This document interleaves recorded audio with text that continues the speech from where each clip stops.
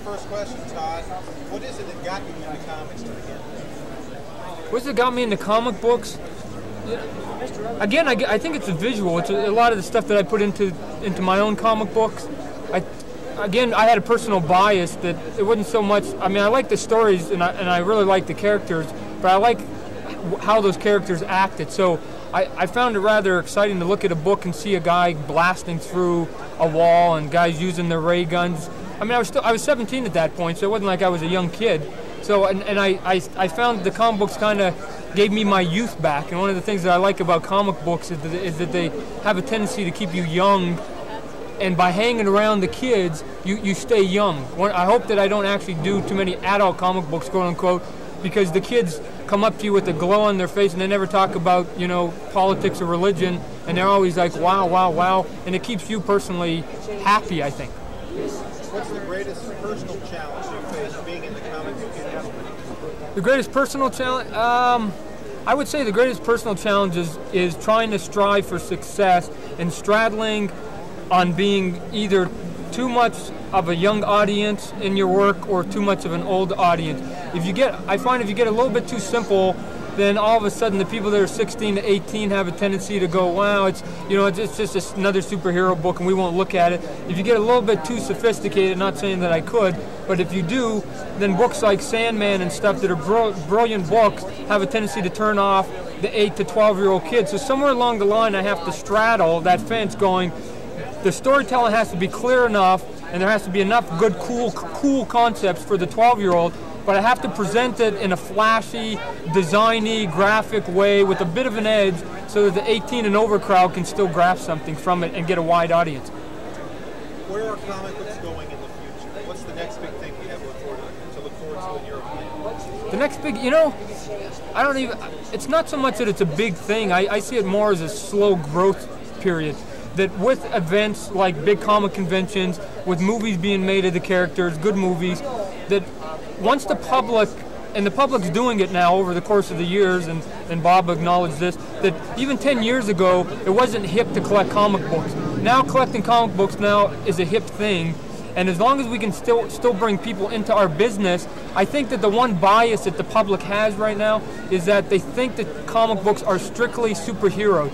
And I think there's something there all the way from 2-year-old kids all the way to 70-year-old people, that comic books have now evolved like movies, that when you're a young kid you go see Dumbo and then you go see Terminator 2, and then as you get older you want to go see The Color Purple and Gandhi, and your changes in personal taste of movies as you get older grow up, and people don't realize that your comic books can do that too. When you get tired of Spider-Man, there's Sandman. When you get tired of Sandman, there's Asterisk, and the levels I think can keep going higher and higher, and there should be no reason why any person walking the streets should be able to go into a comic shop and should be able to find at least one book that entertains them, because otherwise they're not giving us a fair shake. Who is the most influential artist in your life from the Golden and Silver Age and also from the present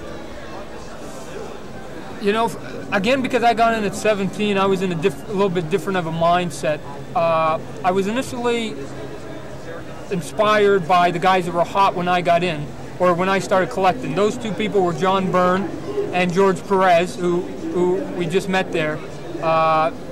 George Perez for his detail, and John Byrne I consider John Byrne to be the 1970s and 1980s Jack Kirby. Once I got into comic books and I started, following storytelling and pacing and stuff like that, I started going back. At that point, I was able to discover the people, Hal Foster, a brilliant draftsman, and the stuff that he did. Vern Hogarth, again, brilliant in what he did. But ultimately, for superhero comic books, Jack Kirby is still the guy that in terms has probably influenced me more than anybody else, although you could show my book to a kid and they would say, no way.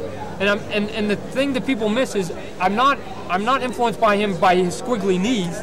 I'm not influenced by his square jaw. I'm influenced by when you read a Jack Kirby book, you went, wow, and you turn pages and they went, wow. And I think to some degree that the kids are getting that same thing out of my books. They go, and then Spawn jumps out at him, the cape's going, he beats up on the bad guy, and they're saying the same wow with the same enthusiasm that Jack Kirby gave me. So I'm just trying to pass the wow quotient on, and I hope that the kids keep going. What comic books do you collect? Which comic books do I collect? You know, I get them all for free, so I don't really have to be all that discriminating. You know, my personal favorite really is Dave Sim, who does a book called Cerebus.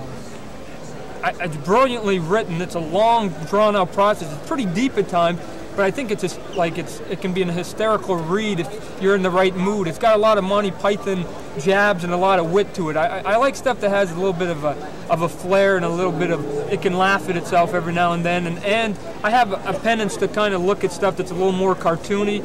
A lot of my characters kind of have a cartoony feel to them because I think you can get a lot more in terms of animation of them.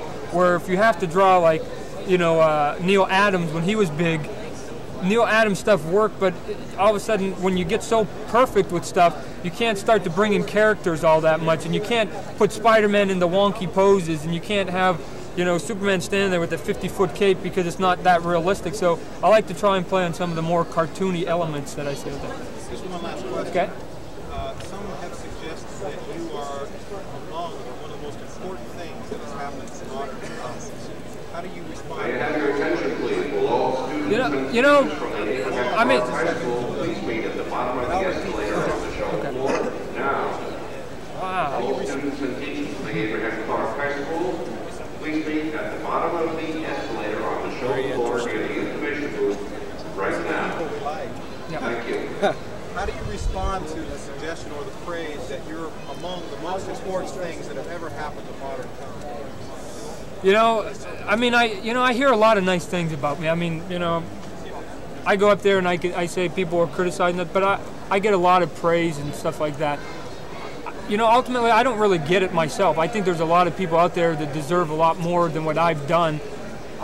I think that any mark that I've made is the whole of what I've done is better than the individual parts. That there's a lot of people I think that outdraw me, outwrite me, outthink me, outpencil me, and do a lot of things.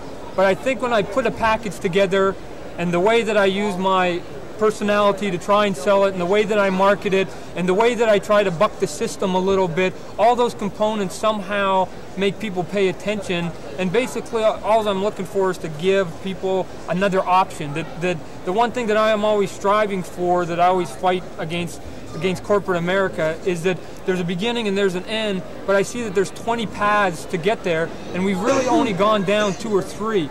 And so every time somebody tries to take another path, I think that people start to pay attention. Again, the fear of the unknown, you get a lot of people that say, go, go, go, and a lot of people that say, no, Todd, that's wrong. You shouldn't be bucking the system. Be a good little boy. So if I've made any mark, I don't think that it's so much now artistically. I think it's just in trying to stand up and have a passion for comic books and have a passion for your beliefs in the comic book system.